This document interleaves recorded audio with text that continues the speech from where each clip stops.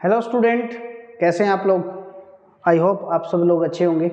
आज हम शुरू करने जा रहे हैं अपना मैथ का टॉपिक, जो कि बहुत इम्पोर्टेंट टॉपिक है आपके एनडीए के प्रोस्पेक्टिव से, आपके सीडीएस के प्रोस्पेक्टिव से एंड अदर कॉम्पिटिटिव एग्जाम। ये आपका जो टॉपिक है, इसके अंदर हम 3 से 4 टॉपिक को पढ़ेंगे। अगर मैं इसके वेटेज की बात करवाऊँ आप लोगों से, तो इसके वेटेज अगर बेटा आप देखेंगे तो एनडीए के अंदर इसकी जो वेटेज होती है बेटा, वो आती है आपकी 15 से 20 क्वेश्चन।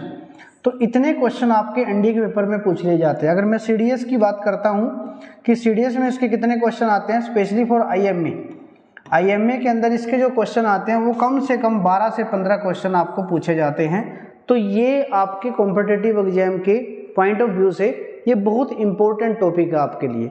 इसके अंदर सबसे पहले हम क्या क्या चीज़ें पढ़ने वाले हैं। सबसे पहले पढ़ेंगे बेटा हम बेसिक ट्रिग्नोमेट्री, उसके बाद सेकंड हम पढ़ेंगे इनवर्स ट्रिग्नोमेट्री, फिर हम पढ़ेंगे height and distance and next is property of triangle. तो ये हम 4 के 4 टॉपिक इसके अंदर कवर करेंगे और इन सारे टॉपिक को कवर करने के बाद आपको ये रियलाइज हो जाएगा कि ये कितना आसान टॉपिक है अगर इसको बेसिक तरीके से समझा जाए तो। ठीक है, तो सबसे पहले हम स्टार्ट करते हैं कि हम अगर बेसिक ट्रिग्नोमेट्री की बात करें तो ट्रिग्नोमेट्री बनी बेसिकली कहाँ से है और उसको किस तरह से हमें अप्रोच करना है, किस तरह से हमें पढ़ना है। तो सबसे पहला जो कॉन्सेप्ट है बेटा वो है आपका राइट एंगल ट्रायंगल का। और आप सबको पता है कि ट्रिग्नोमेट्री ही जो बेस्ड है हमारी, वो किसके ऊपर बेस्ड है, वो है राइट एंगल ट्रायंगल के ऊपर। ठीक है, जैसा आप यहाँ पे देख पा रहे हैं कि राइट एंगल ट्रायंगल को, इसके अंदर आप सबको पता है कि 3 चीजें होती हैं। ये आपका बेटा बेस कहलाता है, इसको बेस बोलते हैं। और ये आपका क्या होता है, परपेंडिकुलर होता है जिसको P से डिनोट करते हैं। ये आपका हाइपोटेनियस होता है जिसको हम H से डिनोट करते हैं। और जैसे ही आपको एक राइट एंगल ट्रायंगल नजर आती है तो आपके माइंड में एक चीज और नजर आएगी जिसको हम बोलते हैं पाइथागोरस थ्योरम।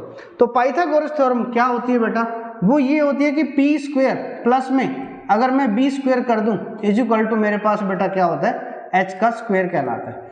तो ये हमारा पाइथागोरस थ्योरम है। इसके बिहाफ पे हमारी पूरी ट्रिग्नोमेट्री टिकी हुई है एक्चुअली, है ना। तो इसको हम साथ साथ पढ़ेंगे और साथ साथ इसके क्वेश्चन को भी सोल्व करेंगे। पहले कॉन्सेप्ट को पढ़ेंगे, फिर हम क्वेश्चन को देखेंगे, तब जाके हमारा पूरा कॉन्सेप्ट क्लियर हो जाएगा कि इसको क्या क्या कैसे कैसे हमें पढ़ना है बेसिकली। सबसे पहले अगर हम बात कर लें किसकी, हमारे ट्रिग्नोमेट्रिक रेशियो की, कि हमारे ट्रिग्नोमेट्रिक रेशियो बेटा क्या रहेंगे। सबसे पहले 6 ट्रिग्नोमेट्रिक रेशियो के बारे में हमें इसके अंदर पढ़ना है। सबसे पहले होगा बेटा साइन, सेकंड नंबर पे अगर मैं बात करूं क्या होगा, कोस।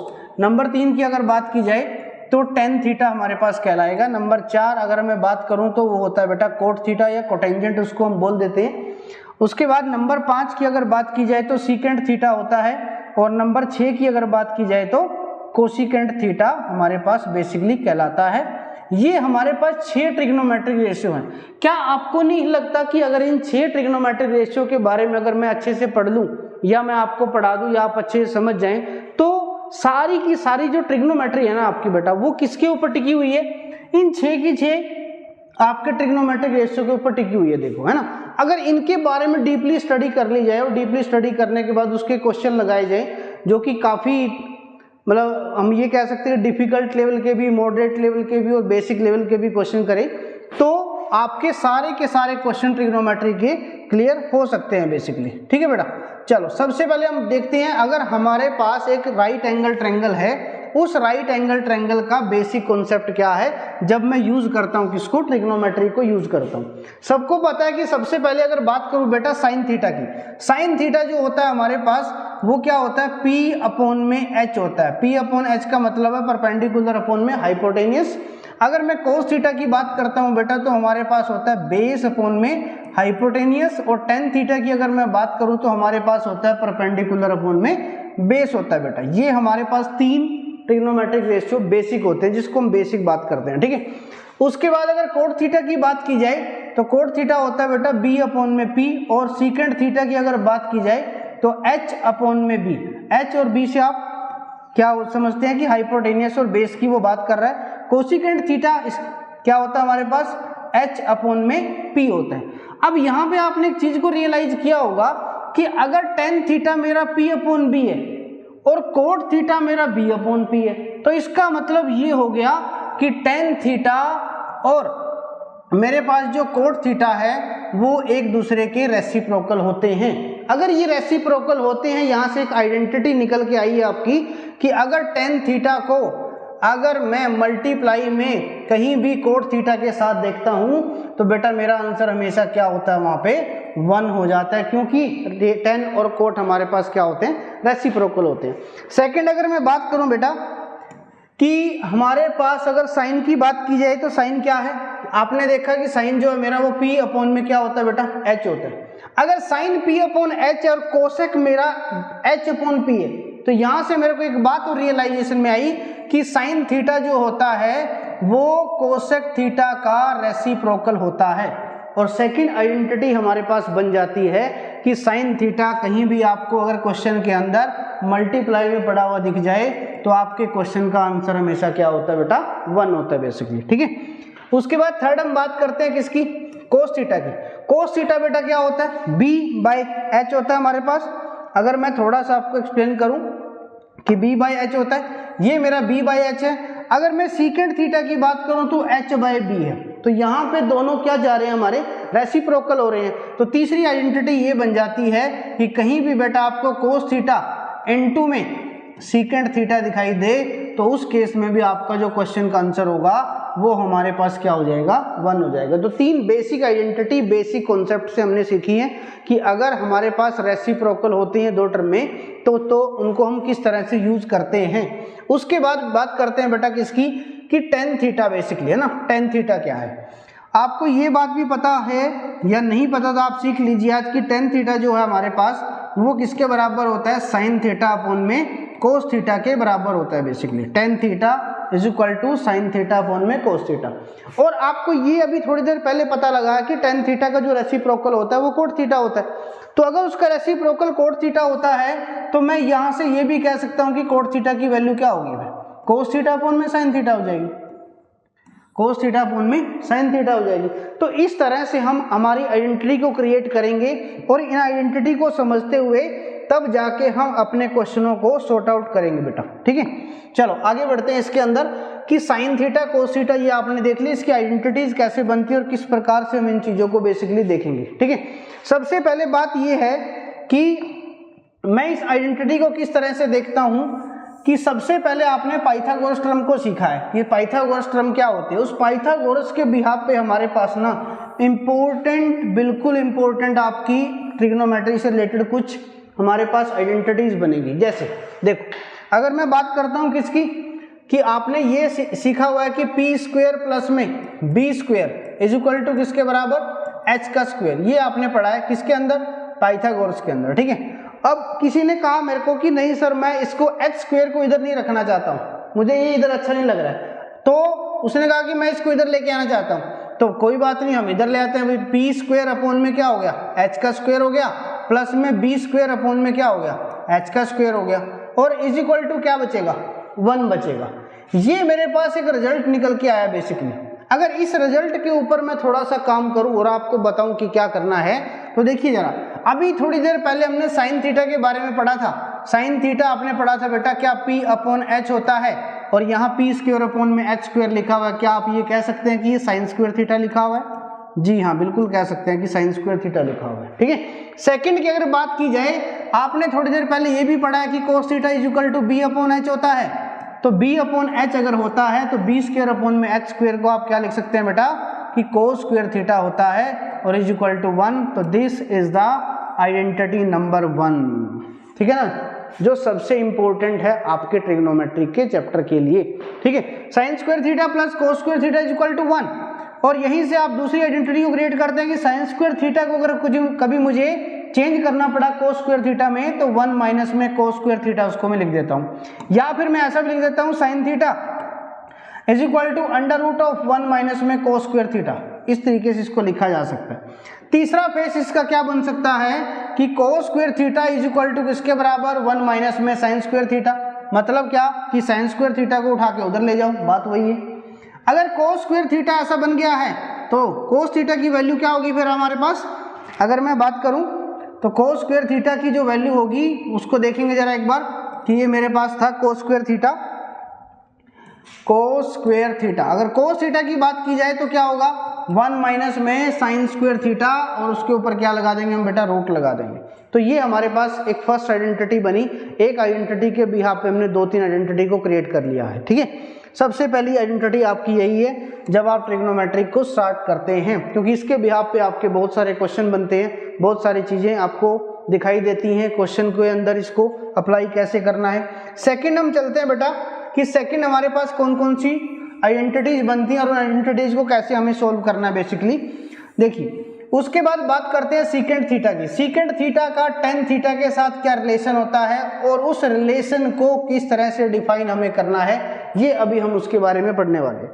अगर मैं बात करूं सीकेंट थीटा की तो आपको ये पता है सीकेंट स्क्वायर थीटा माइनस में tan square theta is equal to 1 होता है। ये आपकी सेकेंड आइडेंटिटी होती है। अगर पहली identity sine square theta plus cos square theta is equal to 1 है तो second identity secant square theta minus में tan square theta is equal to 1 होती है। ओके चलिए अब इसको थोड़ा सा सॉर्ट आउट कर लें हम कि अगर मुझे यहाँ से सीकेंट स्क्वायर थीटा को फाइंड आउट करना पड़ेगा तो 1 प्लस में टेन स्क्वायर थीटा मेरे को यहाँ पे मिल जाएगा। तो बहुत बार आप इसको क्वेश्चन में देखते हैं कि कहीं पे 1 प्लस टेन स्क्वायर थीटा आ गया तो आप उसको सीकेंट स्क्वायर थीटा पुट करते हैं। ये कैलकुलस में आपके बहुत काम आएगा। ओके चलिए उसके बाद बेटा क्या है कि टेन स्क्वायर थीटा को अगर मुझे फाइंड आउट करना है तो मैं हमेशा देखता हूं कि सीकेंट स्क्वायर थीटा माइनस 1 होता है। तो ये तीसरी आइडेंटिटी इसी के बिहाफ पे आपकी बन जाती है। अगर इसको मैं फर्स्ट मान रहा हूं तो इसको सेकंड मान रहा हूं, इसको मैं क्या मान रहा हूं, थर्ड मान रहा हूं। ठीक है तो इस तरीके से हमारे पास क्या रहती है, दूसरी आइडेंटिटी की हम बात करते हैं। नेक्स्ट हमारे पास है कोसिकेंट की आइडेंटिटी। कोसिकेंट की आइडेंटिटी को हम किस तरह से सॉर्ट आउट करेंगे कि कोसिकेंट की आइडेंटिटी क्या होगी, देखिए जरा। कोसिकेंट स्क्वायर थीटा माइनस में cot square theta is equal to किसके बराबर, 1 के बराबर। कोसिकेंट स्क्वायर थीटा माइनस में cot square theta is equal to 1। Okay उसके बाद अगर मुझे यहां से बेटा क्या करना पड़े, कोसिकेंट स्क्वायर थीटा को निकालना पड़े तो 1 प्लस में क्या आ जाएगा, कोट स्क्वायर थीटा आ जाएगा। अगर मुझे कोट स्क्वायर थीटा को फाइंड आउट करना पड़ा तो मैं क्या करूंगा, कोसिकेंट स्क्वायर थीटा माइनस में 1 हो जाएगा।